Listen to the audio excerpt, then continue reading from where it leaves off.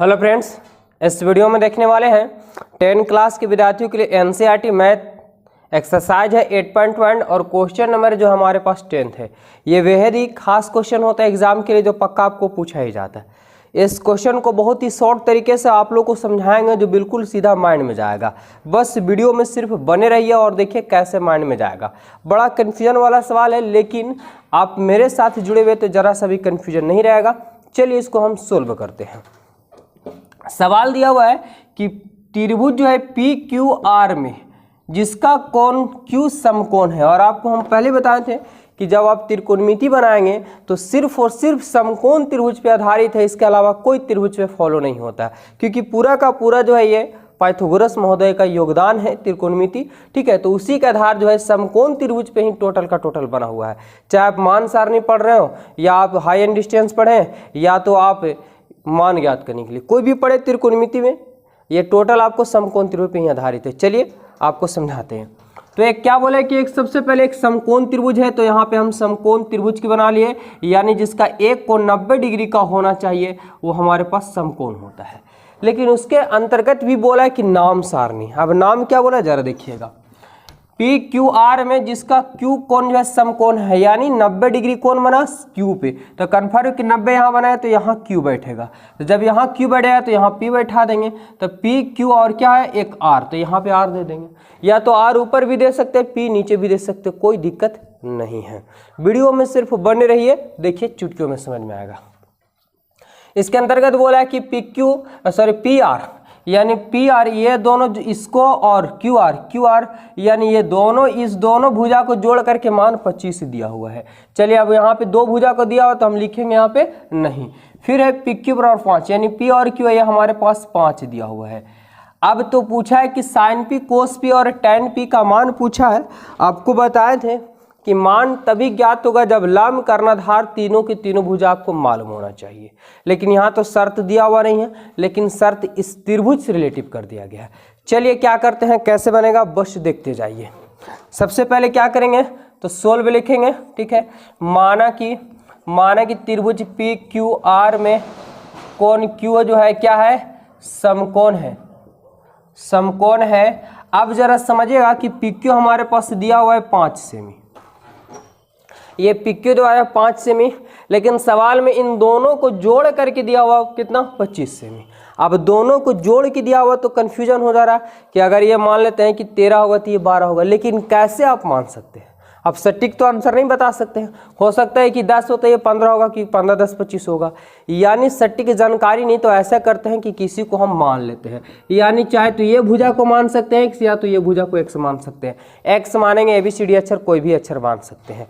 चलिए हम यहाँ पे क्या करते हैं कि क्यू आर बराबर जो है x, तो यहाँ पे लिख देंगे कि माना।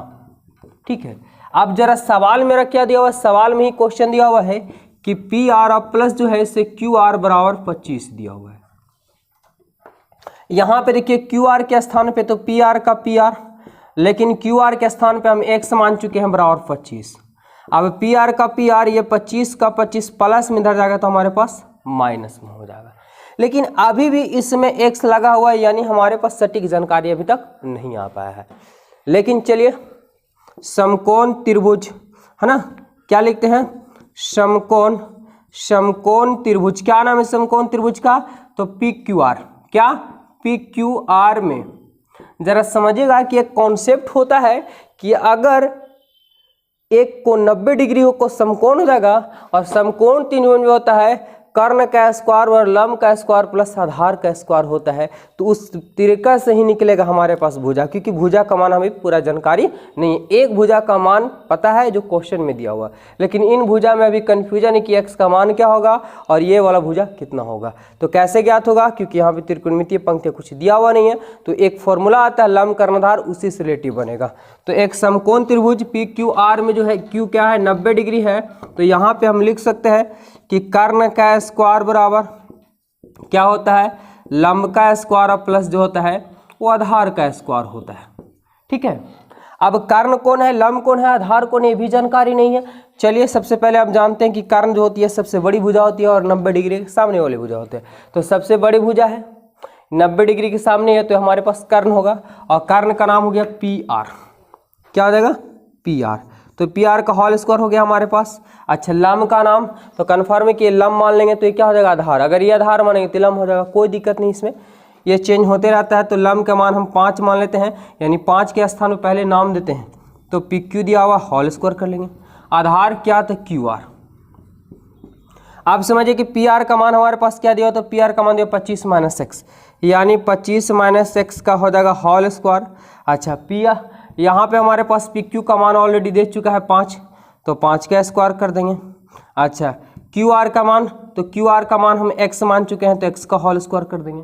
क्या नज़र आ रहा है? चलिए यहाँ पे हम बताते हैं, ठीक है, कोई दिक्कत नहीं, मेरे पास स्पेस बहुत है, बहुत बड़ा बोर्ड बना दी है, कितना हो लिखेंगे तो छुपेगा नहीं, 8/4 का बोर्ड है, समझिएगा। तो ये टूटेगा a माइनस बी का होल स्क्वायर पे, चाहे तो आपको फॉर्मूला तो a माइनस बी का होल स्क्वायर गई, या तो इसको 2 बार लिख करके गुना कर लीजिए, बात वही होता है, ठीक है। तो सबको पता होगा a माइनस बी का होल स्क्वायर क्या होता है, तो a स्क्वायर यानी 25 का स्क्वायर माइनस 2ab, तो 2 फॉर्मूला से a के स्थान पे 25 और b के स्थान पे हमारे पास x हो जाएगा, प्लस बी स्क्वायर यानी b के जगह पे हम क्या x माने तो x का होल स्क्वायर हो जाएगा, है ना, सभी को पता, ठीक है। चलिए यहाँ पे हम साइलेंट ग्रुप में कर देते हैं आपको, क्या कि a माइनस बी का होल स्क्वायर वर्ड होता है a स्क्वायर माइनस 2ab और प्लस क्या होता है b स्क्वायर होता है, बराबर के चिन्ह 5 के स्क्वायर करेंगे, बस मान भर ही आपको लेट है, उसके बाद तो आप इजी से बता दीजिएगा। 5 का स्क्वायर करेंगे 25 हो जाएगा, और x का स्क्वायर करेंगे हमारे पास x का स्क्वायर हो जाएगा।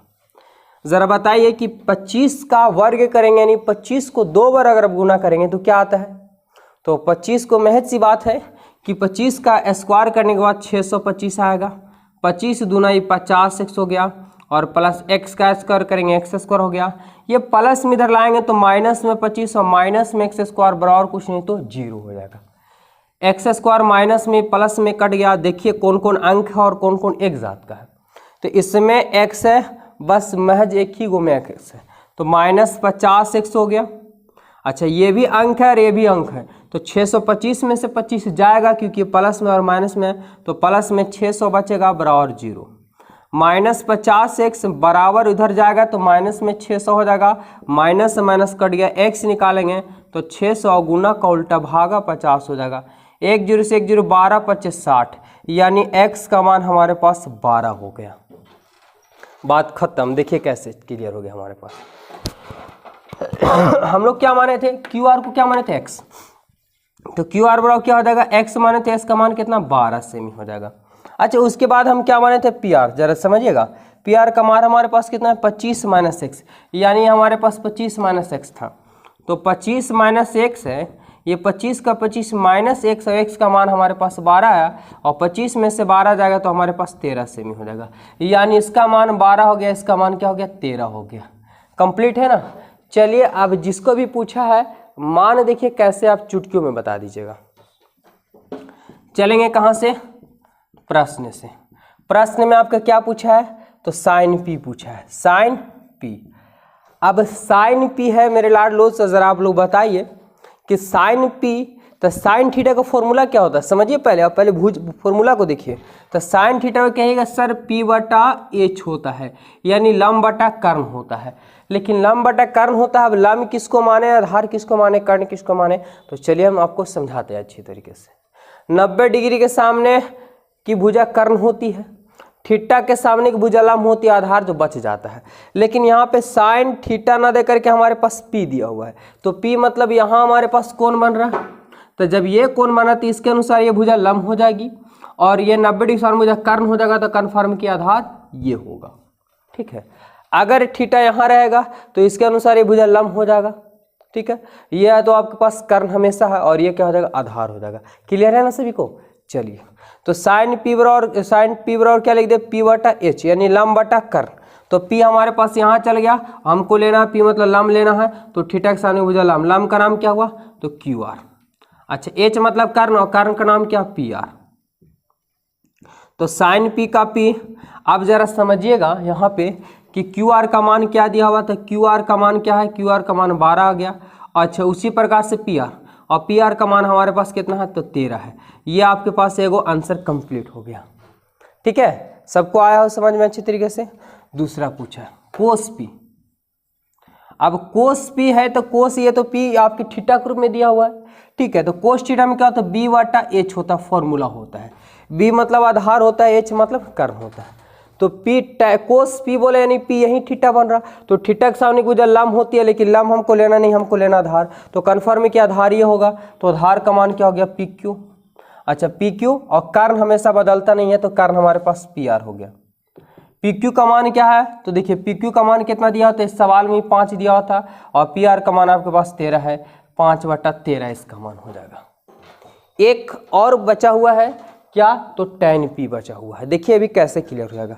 तो यहाँ पे हम tan p लिखते हैं, तो tan p में p/b होता है। बिल्कुल फॉर्मूला रटने की जरूरत नहीं विद्यार्थी, फॉर्मूला वाला वीडियो आप लोग देख लीजिए, क्लियर हो जाएगा।